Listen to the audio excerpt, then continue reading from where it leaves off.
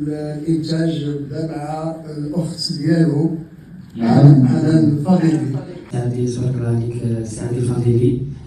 الفيلم كان بصراحه رائع، بزاف الحاجات غادي نقولوا قالوهم الاخوان هنايا، ولكن كاين بعض الحاجات مثلا اللي بغيت نسول عليها وهي اللي اثرتني بزاف، يعني ماجيسيان في الفن، هي السيرك.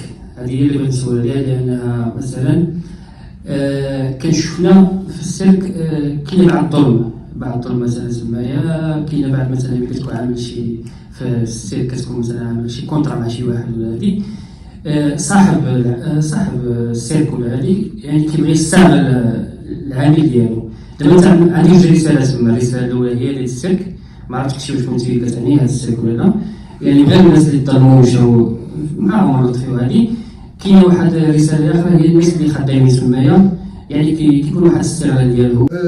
الدور ديال الدور علي اللي هو عبد المؤمن بنيوي يقدر نطبقوا عليه هادشي اللي قلتي، ولكن هو كيدافع على واحد الحق، كيدافع على الحق، يعني حقه حتى هو، يعني فما يدافع على حق باش يتخلص مزيان ولا شي حاجه، كيدافع على حقوق الناس، يعني وكيدافع يعني وقلبو كبير كيعاون الطفل، يعني هاد لي سانتا بونك وهاد لي زارتيست ديال لافوار اللي اليوم متهمشين، لان كنشوفوا انا تكلمت بزاف كنخدم مع الناس ديال لافوار، بحال دابا كيعطيوهم الجماعه كيعطيوهم شي بلاصه فيها كيلقوا فيها الزبال ولا شي، كلهم صافي ديروا لافوار ديالهم. الوغ شحال هادي كانت لافوار عنده قيمه، كانوا العائلات كيمشيو وهاد الحوايج فقدناهم. لان الطفل كيكبر وكيصنع راسو كيصوب راسو من الاشياء. اليوم الطفل ما عنده والو، عنده غير بورطابل، يعني ما عندوش المسرح ديالو، ما عندوش السينما ديالو،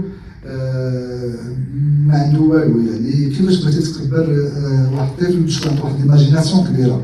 حنا في الفتره ديالنا عندنا هاد الشونس، واخا ما كانوش لي مويان، مي كنا كنشوفوا مسرح الطفل، كنا كنشوفوا السينما الطفل، كنا كنشوفوا لي بارك دو جو ديال الاطفال وكلشي. اليوم صعيب باش الطفل ديالك تعيشوا في هذا المناخ هذا ويكون يعني تديفلوب الذكاء ديالو.